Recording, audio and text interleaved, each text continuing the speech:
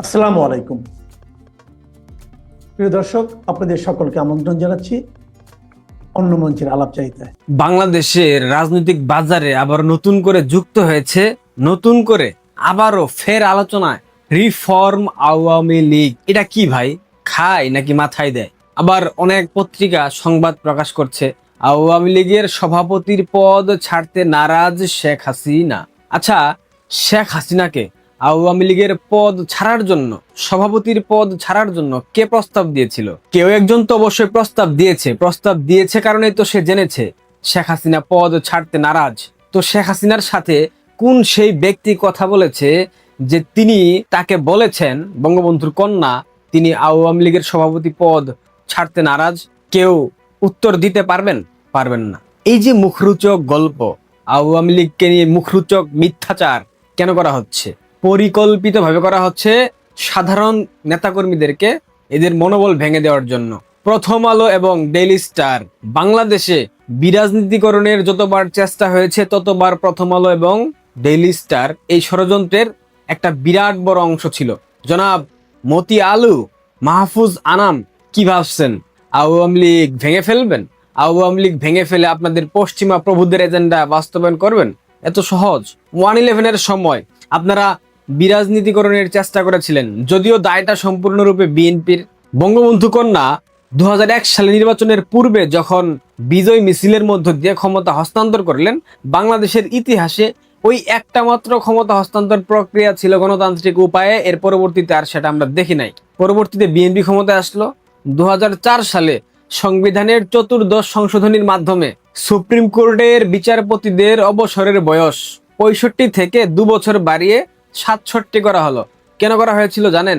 যাতে করে বিএনপি পন্থী বিচারপতি কে এম হাসান তত্ত্বাবধায়ক সরকারের প্রধান হতে পারেন এবং বিএনপিকে সর্বাত্মক সহায়তা করে বিএনপিকে সরকার গঠনে সুবিধা করে দিতে পারেন।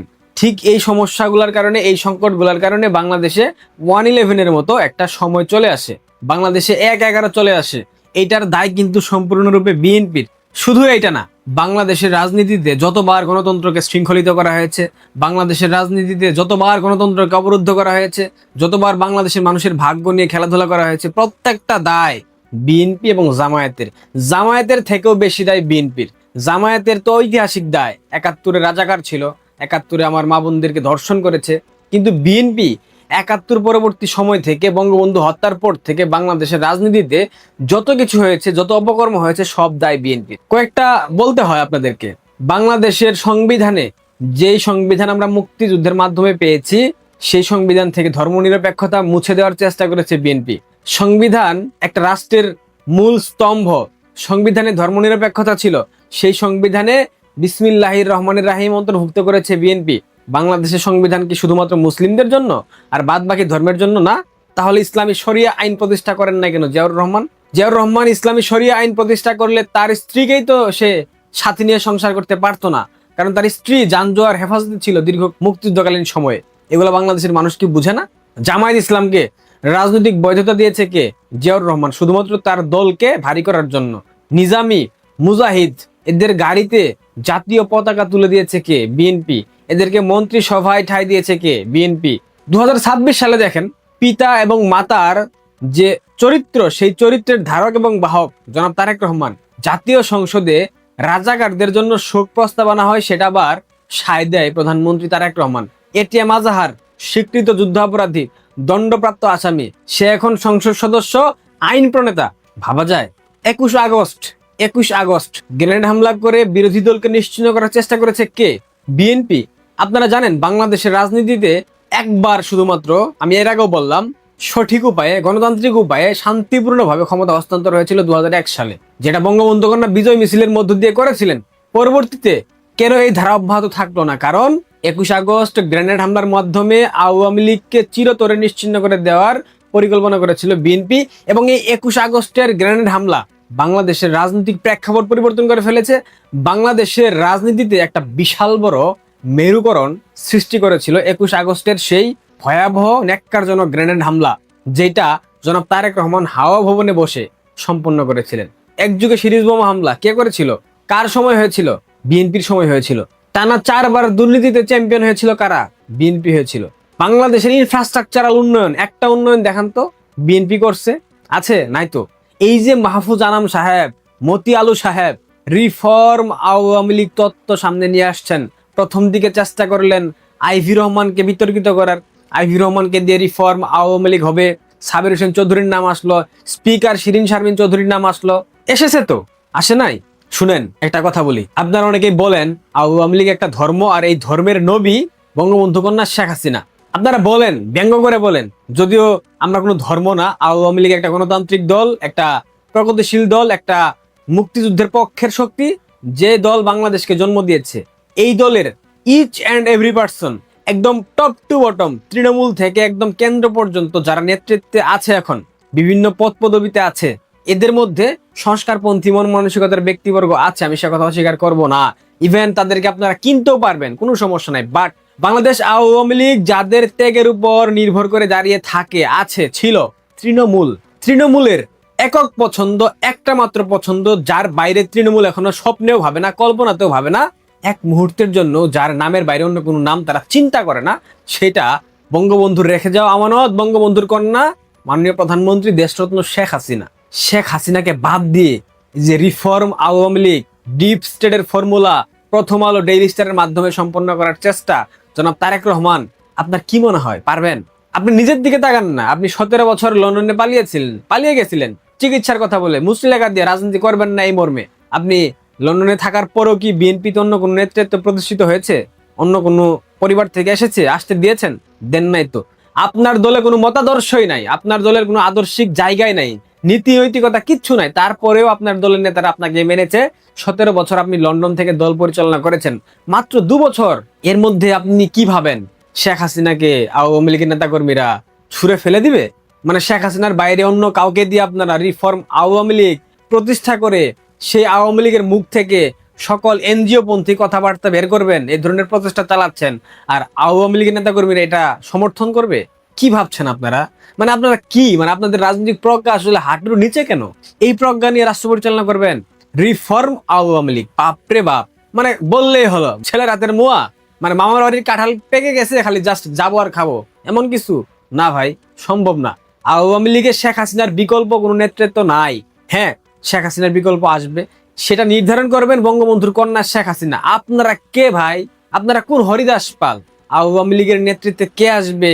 শেখ হাসিনা দলীয় পদবি ছাড়তে চান না, এগুলো আপনাদেরকে কে বলে? কোন নেতা বলে? রেফারেন্স দেন না। আওয়ামী লীগের কোন সর্বোচ্চ পর্যায়ের নেতা বলেছে সেই রেফারেন্সটা দেন, আমরা দেখি। উল্টা পাল্টা আপনাদের যারা নিজস্ব দালাল কলামিস্ট আছে, এরা বলতেছে, এদের কথা শুনে আপনারা বলতেছেন বঙ্গবন্ধু কন্যা কি বলেছে তিনি সভাপতিত্ব ছাড়তে চান না? দেখাইতে পারবেন? পারবেন না তো। এগুলা নাটক বন্ধ করেন। রিফর্ম আওয়ামী লীগ বলে কোনো শব্দ বাংলাদেশে উচ্চারিত হবে না। বাংলাদেশ আওয়ামী লীগের সকল পর্যায়ের নেতা কর্মী সমর্থক যারা আপনারা আমাকে দেখেন, আমাকে বিশ্বাস করেন, আমি তাদের উদ্দেশ্যে একটা বার্তাই দেব, বাংলাদেশ আওয়ামী লীগ স্বমহিমায় ফিরবে, সগৌরবে ফিরবে, বীর দর্পে ফিরবে।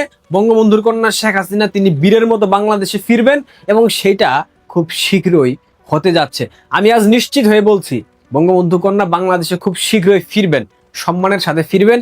এই রাজাকার আলবদর আল শামস বিহারি পাকিস্তানি সব স্রোতে, এই মহাপ্লাবনে ভেসে যাবে বঙ্গোপসাগরে। পরিবেশ পরিস্থিতি বুঝেন না? এই জুলাই সন্ত্রাসী বিএনপি জামাতেদের যে কোষ্ঠকাঠিন্য হয়ে গেছে আপনারা বুঝতে পারেন না? কেন হয়েছে জানেন? কারণ তারা একটা ঝড়ের পূর্বাভাস দেখতে পাচ্ছে। মহাপ্লাবনের আগে, ঝড়ের আগে আকাশ প্রকৃতি চারদিক গুমট পরিস্থিতি সৃষ্টি হয়। বাংলাদেশে ঠিক একই রকম পরিস্থিতি সৃষ্টি হয়েছে। সবাই ভয়ে আছে, কখন না জানি শেখের বেটি আইলো রে, আইলো শেখের বেটি, আইবো তোদের রিফর্ম আওয়ামী লীগ সবকিছুকে ধুলোয় মিশিয়ে দিতে। এটা কোনো হুমকি না, এটা বাস্তবতা, এটাই সত্য।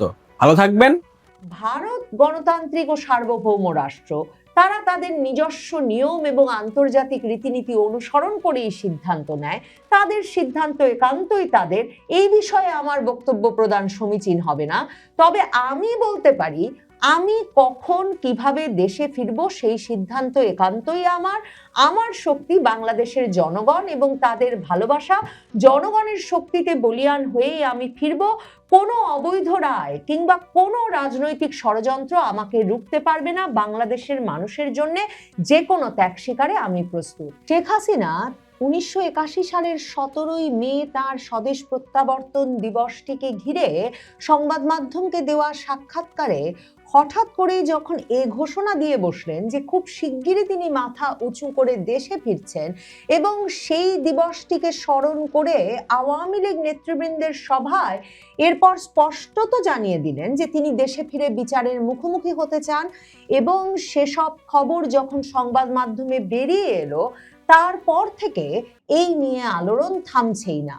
শেখ হাসিনাকে দেশে ফেরাতে তিনি ট্রাভেল পাসের আবেদন করলে যে সরকার ট্রাভেল পাস দেবে না সেটাও বাংলাদেশের স্বরাষ্ট্রমন্ত্রী সালাউদ্দিন আহমেদ পরিষ্কার করে দিয়েছেন, যাতে স্পষ্ট হয়েছে বিএনপি সরকার কিছুতেই এই সময়ে শেখ হাসিনাকে দেশে ফিরিয়ে রাজনৈতিক কোনো বিপদের মুখে পড়তে চায় না। এমনকি সংবাদ মাধ্যমগুলোতে শেখ হাসিনার দেশে ফেরার এই ঘোষণা কি করে বিএনপির জন্য একটা রাজনৈতিক ফাঁদ হয়ে উঠতে পারে তা নিয়ে নানা রকম খবর বের হচ্ছে, এবং বিএনপি পন্থী পর্যবেক্ষকরা বলছেন যে কিছুতেই সে ফাঁদে পা দিয়ে শেখ হাসিনাকে দেশে ফেরার কোনো সুযোগ বিএনপি সরকারের করে দেওয়া উচিত না। কারণ এর আগে সংবাদ মাধ্যমে এমন খবরও বেরিয়েছিল যে শেখ হাসিনা আগস্টের মধ্যে দেশে তো ফিরছেনই, তার আগে তিনি ভারতের হাই কমিশনে তার পাসপোর্টটা যেহেতু 2025-এ বাতিল করে দেওয়া হয়েছে,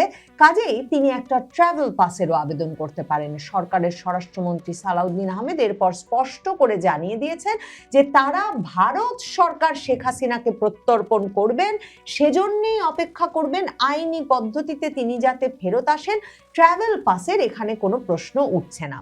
শেখ হাসিনা ভারত সরকারের সমর্থনেই কি এরকম একটা সময় যখন আওয়ামী লীগকে যে বিন্দু মাত্র সুযোগ দেবে না নতুন বিএনপি সরকার, কিংবা কিছু মাত্র রাজনৈতিক পরিসরও তাদের জন্য তৈরি করবে না, বরং ইউনূস সরকারের মতোই একইভাবে কোণঠাসা করে রাখার এবং নির্যাতন মামলায় জর্জরিত করে রাখার বিষয়ে বিএনপি আর জামায়াতে ইসলামী জাতীয় নাগরিক পার্টি এনসিপি সহ সকল এই আওয়ামী লীগ বিরোধী পক্ষের ঐক্য হয়ে গেছে, সেটা যখন স্পষ্ট, এমন সময়ে শেখ হাসিনা কি করে এই আত্মবিশ্বাস পেলেন যে আন্তর্জাতিক সংবাদ মাধ্যমে, ভারতের শীর্ষস্থানীয় সংবাদ মাধ্যমগুলোতে তিনি ঘোষণা দিয়ে বসলেন যে তিনি শিগগিরই দেশে ফিরবেন, আর দলীয় ফোরামে দলের নেতৃবৃন্দকে জানিয়ে দিলেন যে তিনি বিচারের মুখোমুখি হতে দেশে ফিরবেন।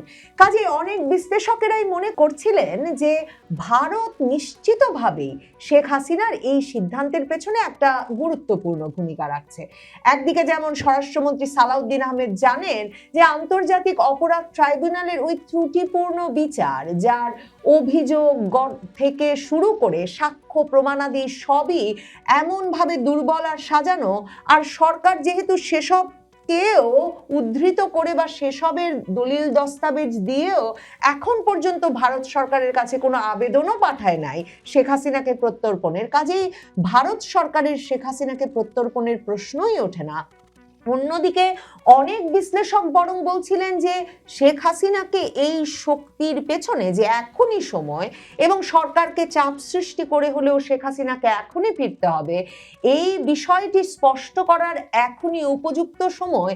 এই সাহস, এই আত্মবিশ্বাস, এই সিদ্ধান্তের পেছনে প্রধান সমর্থক হিসেবে ভারত, শেখ হাসিনার স্বাগতিক দেশ ভারত কাজ করেছে কিনা। ভারতের অনলাইন সংবাদ মাধ্যম দ্য ওয়ালে শেখ হাসিনা একটা একান্ত সাক্ষাৎকার দিয়েছেন। শেখ হাসিনার সাক্ষাৎকারগুলো যেমনটা হয়, একের চেয়ে অপরটি আরো বেশি বিস্ফোরক হয়ে ওঠে। এই সাক্ষাৎকারে শেখ হাসিনা সুস্পষ্টভাবে বলেছেন যে ভারত সরকার তাকে প্রত্যর্পণ করবে না। তিনি জানেন, কারণ এটা তো একটা ক্যাঙ্গারু কোর্টের বিচার, এটা কোনো রায় হয় নাই, রাজনৈতিক প্রতিশোধমূলক রায়, সাজানো বিচার। কিন্তু ভারত গণতান্ত্রিক ও সার্বভৌম রাষ্ট্র, তারা তাদের নিজস্ব নিয়ম এবং আন্তর্জাতিক রীতিনীতি অনুসরণ করেই সিদ্ধান্ত নেয়, তাদের সিদ্ধান্ত একান্তই তাদের। এই বিষয়ে আমার বক্তব্য প্রদান সমীচীন হবে না, তবে আমি বলতে পারি আমি কখন কিভাবে দেশে ফিরবো সেই সিদ্ধান্ত একান্তই আমার শক্তি বাংলাদেশের জনগণ এবং তাদের ভালোবাসা, জনগণের শক্তিতে বলীয়ান হয়েই আমি ফিরবো। কোনো অবৈধ রায় কিংবা কোনো রাজনৈতিক ষড়যন্ত্র আমাকে রুখতে পারবে না। বাংলাদেশের মানুষের জন্য যে কোনো ত্যাগ স্বীকারে আমি প্রস্তুত।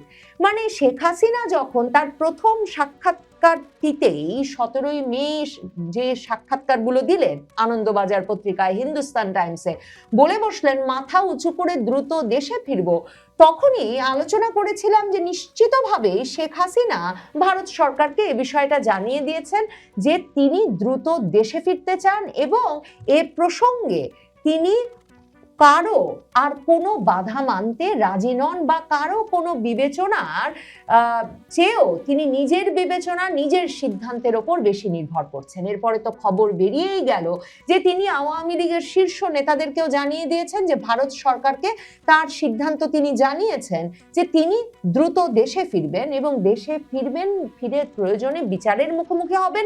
এমনকি শেখ হাসিনা বলেছেন যে মৃত্যুদণ্ডের রায় নিয়ে ফিরছেন যেন সরকার তার জন্য জেল প্রস্তুত রাখে, মৃত্যুদণ্ডের মঞ্চও প্রস্তুত রাখে, ফাঁসির মঞ্চে প্রয়োজনে যেতেও তিনি প্রস্তুত, কারণ তার এমন বা কি বা বয়স বাকি আছে, কাজেই তিনি তার দলীয় নেতাকর্মীর কাছে ফিরে যেতে চান।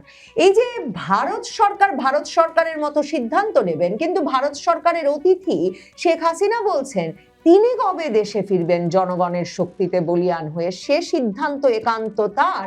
সেটা স্মরণ করায় যে ভারতের পররাষ্ট্রমন্ত্রী এস জয়শঙ্করকে গত ডিসেম্বর মাসে এক আলোচনায় জিজ্ঞেস করা হয়েছিল, এনডিটিভির প্রধান সম্পাদক জিজ্ঞেস করেছিলেন যে শেখ হাসিনা কি যতদিন ইচ্ছা ততদিনই দেশে থাকতে পারেন। তখন এস জয়শঙ্কর সেই আলোচনায় স্পষ্টত বলেছিলেন যে শেখ হাসিনা একটা বিশেষ প্রেক্ষিতে বাংলাদেশ ছেড়ে আসতে বাধ্য হয়েছিলেন এবং সেই বিশেষ পরিপ্রেক্ষিতটা নিশ্চিতভাবে শেখ হাসিনার ফেরার সময় কখন হবে সেই ক্ষেত্রে একটা বড় ভূমিকা রাখবে, মানে পরিস্থিতিতে একটা বদল হতে হবে। এবং তারপর এস জয়শঙ্কর বলেছিলেন যে তিনি কবে দেশে ফিরবেন সেই সিদ্ধান্তটা একেবারেই তার, তিনি মনস্থির করবেন কখন তিনি দেশে ফিরবেন। এতে স্পষ্ট যে শেখ হাসিনা শুধু যে ভারতে একজন সরকার প্রধান, রাষ্ট্রপ্রধানের মর্যাদা নিয়ে আছেন এবং সেজন্যেই তার রাজনৈতিক কর্মকাণ্ড পরিচালনা করতে পারছেন প্রধানমন্ত্রী মোদিও, যেটা ইউনূসকে জানিয়ে দিয়েছিলেন, ডক্টর ইউনূসকে, যে তিনি সম্পূর্ণ স্বাধীন একজন মানুষ এবং সামাজিক যোগাযোগ মাধ্যমও একেবারে অবাধ এবং মুক্ত, কাজে তিনি সে অনুযায়ী সেটা ব্যবহার করতে পারেন, যে কারণে ভারত সরকার তাকে রাজনৈতিক কর্মকাণ্ড চালাতে এমনকি দলীয় নেতৃবৃন্দের সঙ্গে সাক্ষাতেরও সুযোগ করে দিচ্ছেন নিয়মিতভাবে। এই পুরো পরিস্থিতিতে বুঝতে বাকি থাকে না যে শেখ হাসিনা সিদ্ধান্ত তো নিয়ে ফেলেছেনই, তিনি সে সিদ্ধান্ত জানিয়ে দিয়েছেন ভারত সরকারকে যে কিছুতেই তিনি আর দেশে ফিরতে দেরি করতে রাজি নন। শেখ হাসিনা এই সাক্ষাৎকারটিতে তাকে যখন আসলে ভারতীয় সাংবাদিক অমল সরকার, দ্য ওয়ালের নির্বাহী সম্পাদক, যিনি একান্ত সাক্ষাৎকারটা নিয়েছেন, তিনি আসলে প্রশ্ন করেছিলেন ওই বিশ্লেষণ থেকে এমন একটা জল্পনা তো শুরু হয়েছে, এই সিদ্ধান্ত তিনি কি ভারত সরকারের পরামর্শে নিলেন? এমনকি অমল সরকার মনে করাচ্ছে যে বাংলাদেশের সংবাদ মাধ্যমের একাংশ গত কয়েক মাসে এমন খবরও ছড়ানোর চেষ্টা করেছে, দাবি করেছে যে ভারত সরকার আওয়ামী লীগ নেত্রীকে নাকি তৃতীয় কোনো দেশে চলে যাওয়ার পরামর্শ দিয়েছেন। তখন দ্য ওয়াল লিখছে যদিও ভারত সরকারের কোনো মহল থেকেই এমন খবরের সত্যতা মেলেনি। তো তিনি অমল সরকার প্রশ্ন করেছিলেন শেখ হাসিনাকে যে ভারত সরকার যখন আপনাকে ফেরাতে বাংলাদেশ সরকারের আর্জি উপেক্ষা করছে তখন আপনার পক্ষে কিভাবে দেশে ফেরা সম্ভব? আর শেখ হাসিনা তখন সেই উত্তরটা দিয়েছেন। শেখ হাসিনা বলেছেন যে প্রথমেই পরিষ্কার করা দরকার যে ট্রাইব্যুনালে বিচারের নামে নাটক মঞ্চস্থ করা হয়েছে সেটা গঠিত হয়েছিল 1971 সালের যুদ্ধাপরাধীদের বিচারের জন্য। এরপর ইউনূসের অবৈধ অন্তর্বর্তী সরকার বেআইনিভাবে 4 বার অধ্যাদেশ জারি করে এই আইনে 37টি পরিবর্তন এনে ট্রাইব্যুনাল পুনর্গঠন করে শেখ হাসিনার বিরুদ্ধে মিথ্যা ও রাজনৈতিক উদ্দেশ্য প্রণোদিত বিচার কার্যক্রম পরিচালনা করেছে। এই ট্রাইব্যুনালে মুক্তিযুদ্ধের চেতনা বিরোধীদের বিচারক ও প্রসিকিউটর হিসেবে নিয়োগ দেওয়া হয়েছে। কাজেই শেখ হাসিনা বলেছেন, আমার বিরুদ্ধে যে মৃত্যুদণ্ডের রায় দেওয়া হয়েছে সেটা কোনো বিচার নয়, এটা যুদ্ধাপরাধীদের বিচারের প্রতিশোধ মাত্র, যেটা আমাকে এবং বাংলাদেশ আওয়ামী লীগকে রাজনৈতিক ময়দান থেকে দূরে রাখার জন্য দেওয়া হয়েছে। সেই ষড়যন্ত্র ইতিমধ্যেই দেশবাসীর কাছে পরিষ্কার। শেখ হাসিনা মনে করিয়েছেন যে শেখ হাসিনা তার বাবা জাতির পিতা বঙ্গবন্ধু শেখ মুজিবুর রহমানকে 1971 সালের পাকিস্তানের কারাগারে বন্দি করে রাখা হয়েছিল। শুধু তাই নয়, তার সেলের পাশে কবর খুঁড়ে রাখা হয়েছিল, কিন্তু তিনি মাথা নত করেননি। কাজেই শেখ হাসিনা বলেছেন যে তিনিও মৃত্যুকে পরোয়া করেন না। ওয়ালের এই প্রতিবেদনটিতে আরেকটা যে অতি গুরুত্বপূর্ণ তথ্য এসেছে সেটা হচ্ছে 17ই মে এই দিবসটিকে পালনে শেখ হাসিনা দলীয় কর্মীদের সঙ্গে যখন অনলাইনে সভা করেছেন তখন তিনি আরেকটা গুরুত্বপূর্ণ কথা বলেছেন দলীয় সভায়। শেখ হাসিনা বলেছেন যে তাকে যে ভারতে নিয়ে আসা হবে 5ই আগস্ট প্রথমে তাকে সেটা জানানো হয়নি, পরে তার নিরাপত্তার দায়িত্বে নিয়োজিত কর্মকর্তারা বলেন যে দেশে থাকলে তার জীবন বিপন্ন হতে পারে এবং সেটা বলে তাকে দিল্লিতে নিয়ে আসা হয় এবং তার সেই দিল্লিতে পাঠানোর সিদ্ধান্ত নিতে হয়। শেখ হাসিনা এই সাক্ষাৎকারটিতে আরো কথা বলেছেন তার আগের স্বদেশ প্রত্যাবর্তনগুলো নিয়ে, কারণ ভারতীয় সাংবাদিক এ কথাটা বলছেন যে শেখ হাসিনার জন্যে বারবারই তার জীবনের সঙ্গে প্রত্যাবর্তন আর প্রাণনাশের চেষ্টা অঙ্গাঙ্গিভাবে জড়িয়ে আছে। 19 বার তো তাকে হত্যা চেষ্টা করা হয়েছেই, এবং শেখ হাসিনা যেটা বলেন যে 19 বার হত্যা চেষ্টার পরেও যেহেতু তিনি বেঁচে আছেন, নিশ্চয়ই একটা কোনো গুরুত্বপূর্ণ কাজে তাকে সৃষ্টিকর্তা বাঁচিয়ে রেখেছেন, মহান আল্লাহ তাআলা বাঁচিয়ে রেখেছেন। কাজেই তিনি নিশ্চিতভাবেই জানেন যে তার দেশে ফেরার সময় চলে এসেছে এবং দেশে ফিরে তিনি আসলে কি করবেন। মানে শেখ হাসিনা এই সাক্ষাৎকারে বলছেন যে 1981 সালে তিনি যখন দেশে ফিরেছিলেন তখন তিনি ছিলেন একজন শোকগ্রস্ত কন্যা, যিনি কথা দিয়ে এসেছিলেন যে তিনি বঙ্গবন্ধু শেখ মুজিবুর রহমানের হত্যার বিচার করবেন। এরপর 2007 সালে তিনি যখন দেশে ফিরেছিলেন তখনও তত্ত্বাবধায়ক সরকার 1-11 সরকার কিন্তু আমেরিকা থেকে তিনি দেশে ফেরার পথে পৃথিবী জুড়ে সকল বিমান কোম্পানিকে খবর দিয়ে দিয়েছিল যাতে কোনো এয়ারলাইন তাকে বিমানে না তোলে। এবার তিনি দেশে গিয়ে কি করতে চান সে প্রসঙ্গে তিনি বলেছেন, এবার আমাকে ফিরতে হবে দেশটাকে পুনর্গঠনের জন্য, কেননা অবৈধ অন্তর্বর্তী সরকার, সাজানো নির্বাচনের মাধ্যমে গঠিত বিএনপি সরকার দেশের প্রতিটা সেক্টর ধ্বংস করে ফেলেছে। প্রতি মুহূর্তে তারা মুক্তিযুদ্ধের চেতনাকে ভুলুণ্ঠিত করছে, দেশের আবহমান সংস্কৃতিকে ধ্বংস করছে, জাতিকে বিভক্ত করছে।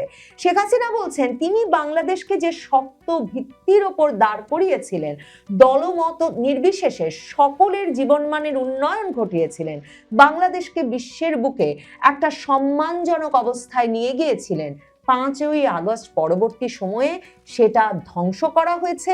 কাজেই দেশটাকে কূটনৈতিকভাবে একঘরে করে ফেলা হচ্ছে। কাজেই দেশকে রক্ষার জন্যেই এবার শেখ হাসিনাকে ফিরতে হবে এবং তিনি তাই জনগণকে সঙ্গে নিয়ে দেশ রক্ষা করতে, দেশ পুনর্গঠন করতে, দেশে ফিরতে আর দেরি করতে রাজি নন।